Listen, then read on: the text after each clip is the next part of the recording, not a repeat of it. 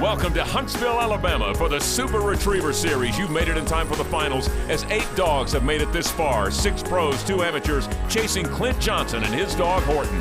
What happens next? Let's find out.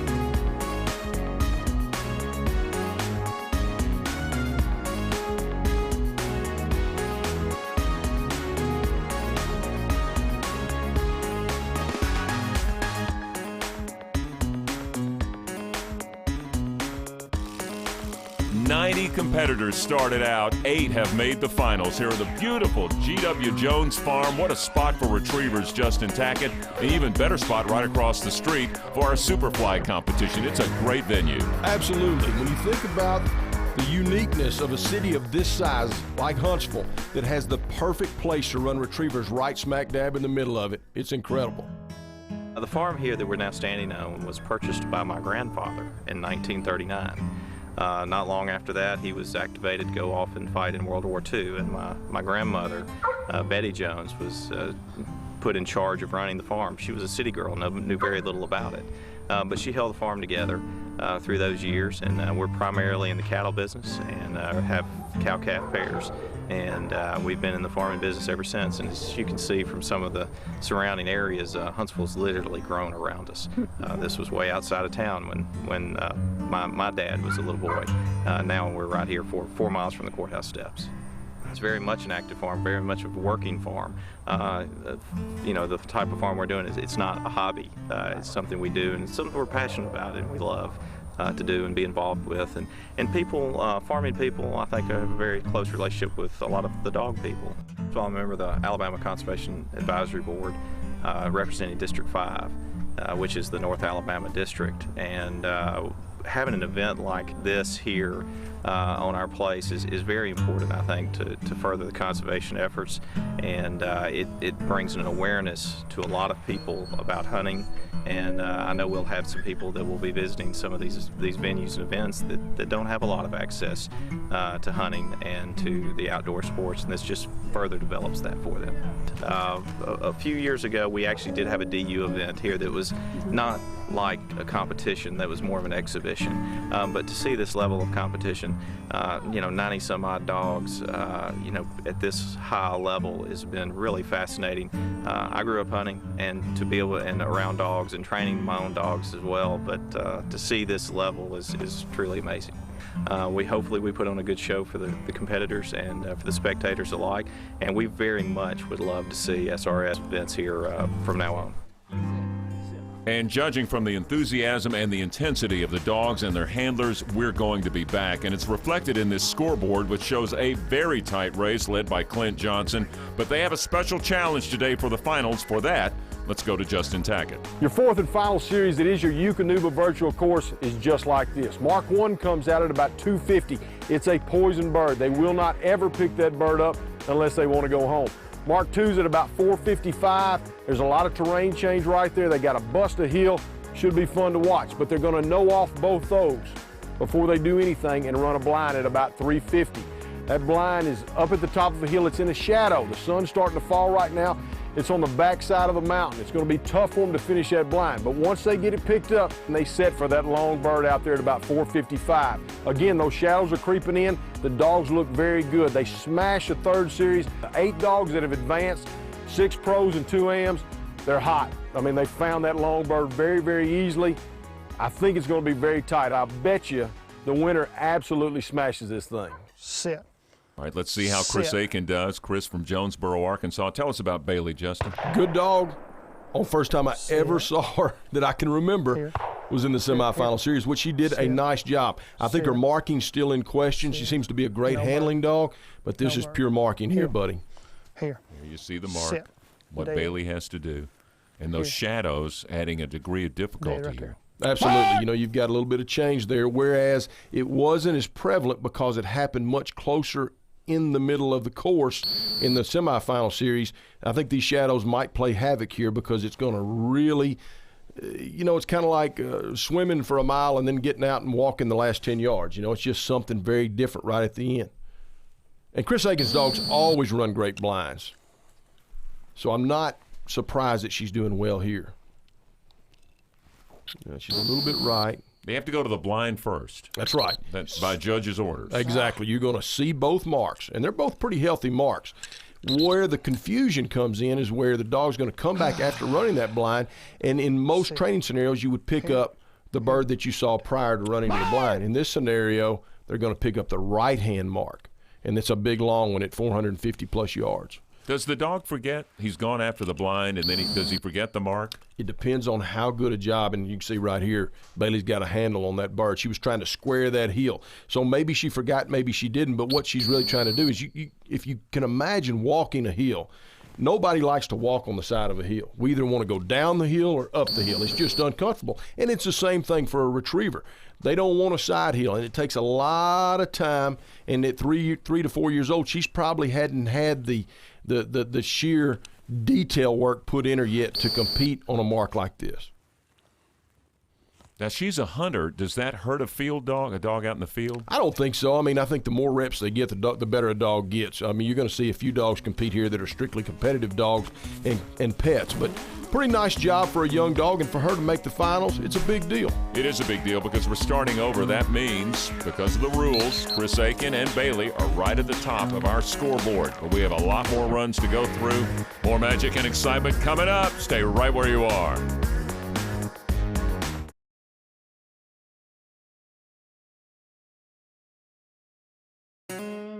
The Super Retriever Series is brought to you by Avery. Welcome to your life. Eukanuba. Make a good dog great. Dog Truck. World's finest e-collars. And by these fine sponsors. Ducks Unlimited. Zinc Calls. Dog Lovers Wine Club. And by Huntsville Sports Commission and the Alabama Bureau of Tourism and Travel. Back in Huntsville, Alabama, the Jones Farm, where our #1 crop is excitement. And Justin, our two amateurs have had a really good showing. Absolutely, man. Jimmy Hughes and Kate came out here. They did a great job on this course, but it wasn't enough. Richard Mills and Rebel showed up, and Rebel's a marking machine. The money that Richard's invested in J. Paul Jackson and Rebel finally paid off. These guys win it. Both of them go on to the Crown Championship in Little Rock much later in the year. Little Rock, Arkansas, where they hope for a day as gorgeous as this one. Amateurs and pros. And when you say pros, you think of this man, Lyle Steinman. Hey, man, he's the Michael Jordan of dog trainers right now. Cannot be beat. Jack's a marking machine. Jack had a little success with Danny Farmer, but since he's moved over and gone to work with Lyle Steinman, man, these two have been very, very difficult to beat. Mark! Okay, now remember, he's watched both those long marks, knowing off both of them, and threading the needle right up the middle on that blind retrieve. And Lyle gets him early, gets his attention early. Get up there and look for it. Get up there. I love how he talks Get to up himself. there. Get up there. They're doing a nice job on the blind, a little bit to the right. What makes this thing really difficult when you think about it is if the dog has any memory issues at all with this long bird, what are they going to do? They're going to go right back to where they had success, which is that blind pole. And that's why you may see some dogs really start to square that heel. They get out there about 300, 350, maybe 4 1/4, something like that. They start really looking for this bird, and they remember, hey, I just picked one up right up on the hill. Let me just jet up there and get me another one real quick. Doesn't work like that. This chatter that we hear from Lyle, is that because he's so competitive, or does it help keep himself focused, or do we even know? Well, he's got a big handle here, which is a big surprise to me. So that's probably a little bit of both. It's just like with anybody. I think like when you watching a retriever from the line's probably a lot like people watching TV. They're screaming for their team to win. Right. I mean, obviously nobody can hear it, and the dog's 400 yards away, so he can't hear it. But it makes you feel good, probably comforts you a little bit inside. He's got it. Man. I don't think that's going to do it. Nice work, but I don't think that's enough. 18 is not good enough to take the lead? I think you're going to have to cream this thing to get in there.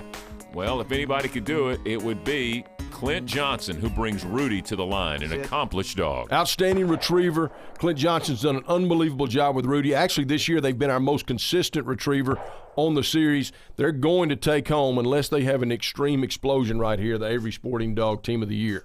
So you're right. He can do it all, man. Long, short, tight, put a shotgun in Clint's hands, throw him out there 500 yards. He's good at every single bit of it. Very versatile and just beautiful to watch. And this is a wonderful team you're watching. If you only get one part of an SRS championship this year on the Versus Network, this would be the one snippet you'd want to see. Absolutely. You know, he's just not like he's zoned in on that blind. I really expected the better dogs to get through this thing in a whistle, maybe two. It's just not that difficult a blind because they actually get to square this heel, and it's something that all retrievers want to do. Yeah, you were predicting some pretty good scores, but you sound a little bit disappointed here. We'll see what happens. We got the big dogs, or at least the hottest dogs to come. Let's see what he does on this long bird. Still, 8 faults not bad when you're in a championship. That's round. right. That's right. And it's a good test. I mean, this mark, they're kind of throwing it up the hill. You've got a side hill. You've got to deal with some terrain change. The wind doesn't help you very much the way they threw the bird.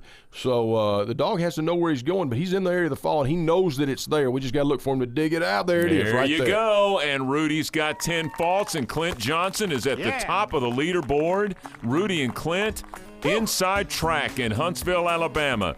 Look at your scoreboard, Justin. It's real tight. They're up there, Rudy, Jack, some other good dogs to come. I still think we're going to see someone absolutely kill this thing. And we'll have our Superfly competition coming up if we can get the bumper on the dock.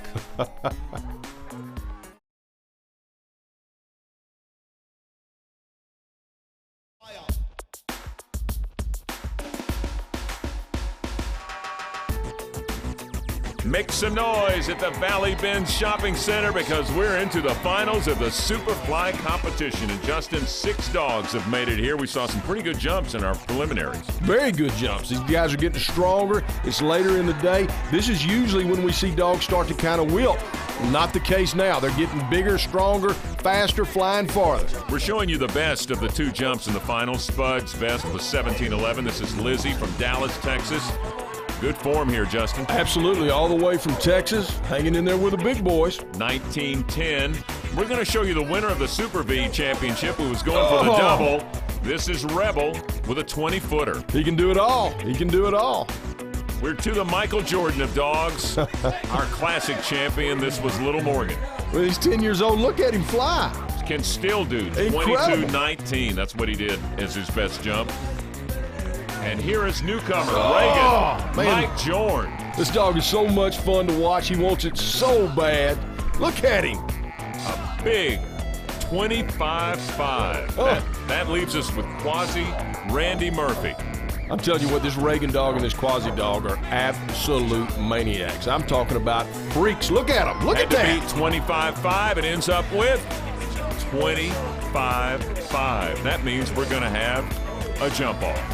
We'll see who wants it the most, but I'm telling you, both these dogs are maniacs. It'll come down to who hits the dock at the right time. And you can get hooked on this sport. It happened to Michael Jorn. This is my first SRS event. I started dock diving about 1.5 years ago with a little dog I use for hunting. And it's kind of did it as a way to keep him in condition during the summer months. And it worked out so much fun. His name is Reagan, Leap of Faith Reagan. And he's about 4.5 years old now. And like I said, I started in March of 2007. I just showed up and tried one of these events, and I've been very fortunate. He's very, very successful. He's jumping over 24 feet at this event, and it's really kind of a shock to me that you can get these little dogs to do that. You can take them out of a duck blind and put them on the dock, and it's just so much fun. So now I have his 2 puppies, and I kept Charlie. A friend of mine, Carrie, I gave him Kane, and it looks like they're naturals. We got these puppies jumping 12, 14 feet, and they're not even 5 months old yet. So it's a great way to have fun. You can come to these events as a novice. You could be a pro. It doesn't really matter. You show up with a dog and a toy, and you just have a lot of fun. This is Charlie. He's a puppy out of Reagan. Dog I decided to keep. I got him just so I could raise him and train him for duck hunting too. And, run around the yard 8, 10 weeks old. He started jumping off the dock, chasing Reagan on the dock. I think I have another diving dog here at less than 5 months old. Nothing like training retrievers for hunting. This is a little different, but I think we're hooked. My wife and I traveled, I think last year in 5 events, and we traveled about 10,000 miles. Traveled to 5 events, so I think we're kind of hooked on this diving stuff. Fun? You had fun? Okay, good job. And we love having him here. He brings so much to the dock as we now watch Reagan see what he can do with a jump off. Oh! Good air, big air. I don't know how far he went, but it was a long way. Look at that, man. I mean, that's incredible. Beautiful jump. I think the crowd got Reagan going to the point of 24-10. That's going to be tough to beat for Quasi and Randy Murphy. I'm telling you, this little maniac right here, though, this dog loves to retrieve as much as anything I've ever seen. It's absolutely just a machine. Look at it. Here we go. Oh! Paw in the air. Great height and distance. Looked a lot like a young little Morgan, and you cannot say, there's just not a larger compliment that you could ever give a dock jumper. 26 feet. Wow. Quasi wins it in a tremendous show as both of these handlers, if there's any jealousy, you'd never know. Oh, these guys are great, man. They love to have a big time. Time to go back to the field. Because we got one more champion we need to find. The Super Retriever Series has been brought to you by Avery. Welcome to your life. Eukanuba. Make a good dog great. Max Prairie Wings, America's premier waterfowl outfitter. And by these fine sponsors: Mountaintop Custom Kennels, Pro Drive, Creative Answer, and Splash Dogs. Let's go back to the field, and you're seeing what the dogs will see on a gorgeous day here at Jones Farm. And here he is, Clint Johnson, with the dog leading after the preliminaries, Horton. Absolutely, man. Horton had an incredible run in that third semifinal series. Mark 1, bam, hammered it. A little bit of a hunt on 2 right here, comes right back. But the big bird, that's where he made his money, man. He went out there and did work. Pow! I mean, smoked it. He comes in this thing looking great. Tough time on the blind. Just because you have one good run doesn't mean you're hot and you can carry that momentum over to the next run. That's right. He kind of stayed low on the hill early. I think Clint took a little bit of a gamble, kind of kicked him up the mountain there, hoping to get a big left, and he could not fight him off that mark until the very end. By that time, it's too late. Any handler out there would love to have just a few faults coming off that hill, but not Clint Johnson, not with this dog. No, he expected to really do well here, and Horton's kind of been a bridesmaid for a lot of years now. Did a nice job there. I thought he was going to come on through with this thing and really put it all together. Just a little bit too much on the blind. 33 faults, disappointing for Clint, but here is Pasha with Lyle Steinman. No. The male dog with a girl named, but he's serious business, man. I'm telling you, it's kind of like, what's the Johnny Cash song? Boy Named Sue. Boy Named Sue, this is it. Yep. And I don't know if his owner knew what he was doing, but he turned him into a tough one. Here. All right, let's listen to Lyle Steinman and the Here. intensity. Sit. Dead. Back! Sets him for that blind. He's got a really good line out of the gate, which is all important on a blind. Well, he's dead on. He's right going at that blind, just right at it. And you start thinking about it, that's a 250-plus yard blind with some decent terrain change up in the shadow, and he's just running and going to headbutt right into the middle of the woods, just doing what he's told. Look at this. When it's the finals, for some reason, Lyle Steinman has this knack of getting his dogs near perfection. I'm telling you, man, he just comes out of the woodwork right when just the timing is there, and bam, here he comes. Watch, that's it, right there. Good. Good, right there. Good. Pasha! Setting him for the long bird. Remember what the judges are looking for. They're looking for that side hill. Run. And the thing about Lyle, despite his intensity, he's also got patience. He's going to let this dog hunt for the bird. Come on, He's a run. good dog, man. Run. Come on, run up that hill. Run up that hill. Get going. He's right Get in up there, man. He's on the Get right up side there. of the gun, which Get is up what in the there. judges Get are up looking in for. there. He's staying on the side of the hill, which up I'm in telling you, it Look takes for a it. lot of Look hours for to it. train. Look for it. It's not a natural tendency. Look for it. Oh, He went right over the top of it right get there. in that ditch. Get in that ditch. And That's where it fell. he's got it. Gotcha. Woo! That one's going to be tough to beat. 8 faults, and Lyle Steinman showing patience. And look at that, and now showing a leadership. I'm telling you, he's going to finish in the top 3 for sure with Pasha, and that's going to bring him to a total of 7 dogs into the Crown Championship. I mean, he's blown away the record. The record was 3. Now he's going to have 7. Here's Bobby Wills and Nav. Dead. Now he's got to at least beat 18 faults to be in the top 3 and get into the crown with Nav. Not a good line on the blind. If you look, he kind of, and I don't know if it's nerves, maybe he just saw something a little different. Maybe Nav kind of told him a little bit of a story there. But his initial line was not good. Now he's got him corrected, though. To take the leadership, he's got to beat 8 faults. He's got the blind with 8 faults, so right now he's tied for the lead. But he can hammer this thing, though, Craig. I mean, he can do it. He's got to have a perfect run, though, Justin. This dog can really mark. He's staying low, though. You see he's way to the right over here. I don't know. Yep, the judge is not going to let that happen. Not going to let it happen. All right, so he's lost the leadership. Now he's got to beat 18 faults to be in the top 3. He's at 10 right now. Let's see what happens. He's got a great set of eyes, a lot of drive, great memory. Kind of broke down there. He's going to hunt his way in there, and there he is, man. He's right there. Very nice job, just not good enough. Steinman wins another one. Oh, my gosh. But Bobby Wills got to feel good. Look at this. He's going to the crown. So is Clint Johnson with Rudy and Lyle Steinman, where he usually is at the top. Incredible. This guy is on an unbelievable roll. Our judges did an outstanding job using the terrain, putting some great series together. It's going to be an unbelievable crown. And this is why the Super Retriever Series is so entertaining. Every venue has special challenges. And so it will be with the Crown Championship in Little Rock, Arkansas. Join us next week when we present the ultimate, the Crown.